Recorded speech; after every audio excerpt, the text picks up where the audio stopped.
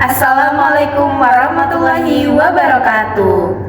Perkenalkan, saya Laili Arifadina dengan 3 digit NIM terakhir 151. Saya Neva Mariana dengan 3 digit NIM terakhir 180. Di sini kita akan mempraktekkan wawancara terkait user dan juga kandidat.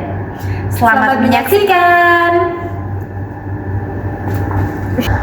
Selamat pagi, terima kasih sudah datang pada pagi hari ini. Atas nama saudari Neva, benar?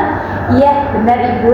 Sebelumnya izin memperkenalkan diri, saya Neva Mariana yang akan mendaftar di bagian administrasi di perusahaan ini.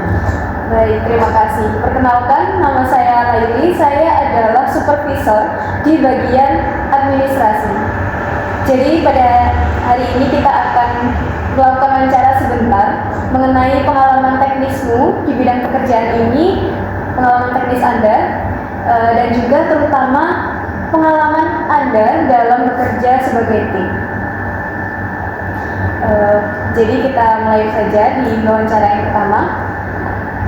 Apa pengalaman Anda yang relevan di bidang pekerjaan ini?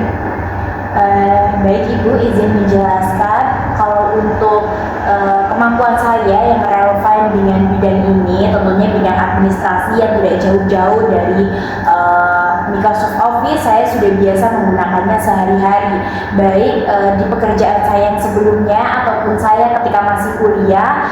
Kebetulan jurusan saya adalah pendidikan administrasi perkantoran, sehingga Microsoft Office, Excel, kemudian Word, itu semuanya saya sudah terbiasa menggunakan di kehidupan sehari-hari. Jadi saya pikir kemampuan saya cukup relevan dengan apa yang dibutuhkan oleh perusahaan di bidang administrasi. Baik, dari apa yang sudah kamu ceritakan, bagaimana kamu bisa membuat pekerjaan kamu ini minim dari kesalahan dan tetap rapi?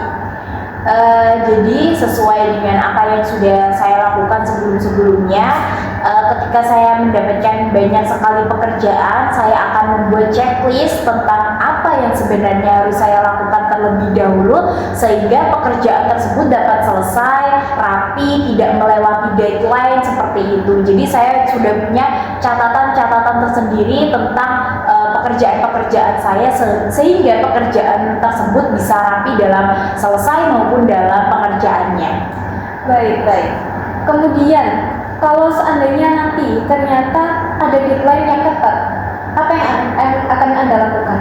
Baik Ibu, tentunya kita di perusahaan akan ada deadline banyak tugas, dan itu waktunya tentunya jangkanya sangat pendek. Kalau untuk case yang seperti itu, saya biasanya akan memilah terlebih dahulu mana tugas yang deadline-nya lebih awal dan mana tugas yang deadline-nya lebih akhir, sehingga saya dapat menentukan skala prioritas mana yang harus saya kerjakan terlebih dahulu dan mana yang bisa saya tunda dalam pengerjaannya, sehingga tugas saya tetap sesuai deadline semuanya, tidak ada yang melewati deadline dari apa yang sudah ditentukan oleh pimpinan, seperti itu. Baik, lalu kemudian jika ada kesalahan dari timmu, bagaimana cara kamu menanggapinya? Apa yang kamu lakukan? Tentunya di dalam sebuah organisasi perusahaan akan ada kesalahan-kesalahan yang dilakukan.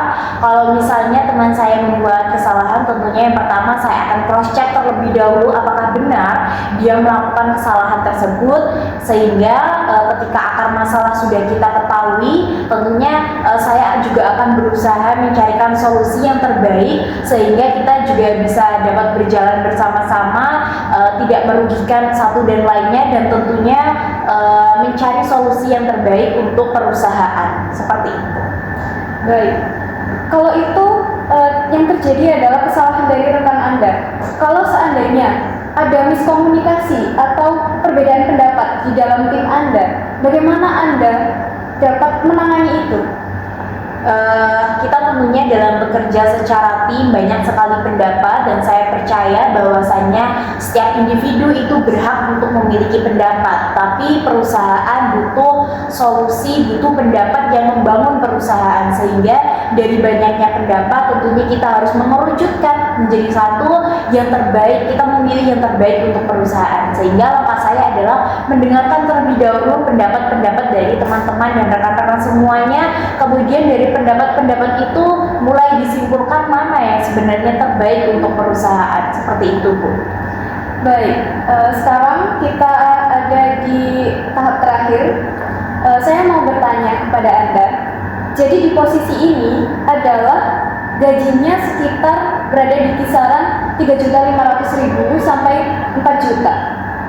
Saya mau tahu bagaimana pendapat Anda tentang gaji itu.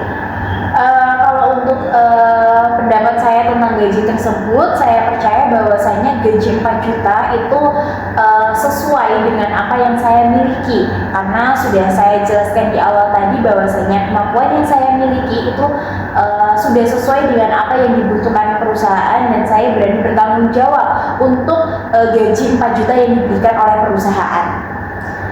Baik, akan kami pertimbangkan. Tapi jika nanti seandainya saya beri Anda gaji 3.800.000, di kisaran 3.800.000, bagaimana menurut Anda?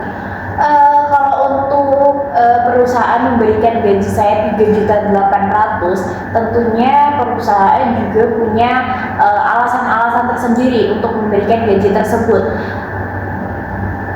Kalau untuk gaji 3.800.000, saya akan tetap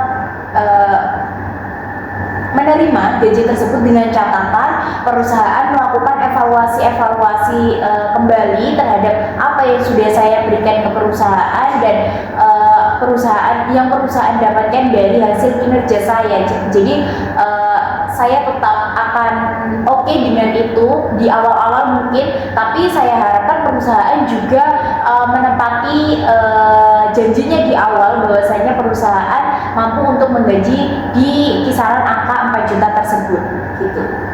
Baik, terima kasih atas wawancaranya. Wawancaranya sudah berakhir.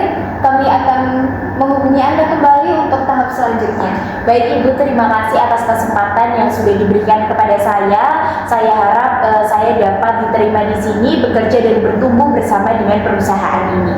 Baik, terima kasih. Selamat pagi. Selamat pagi Ibu.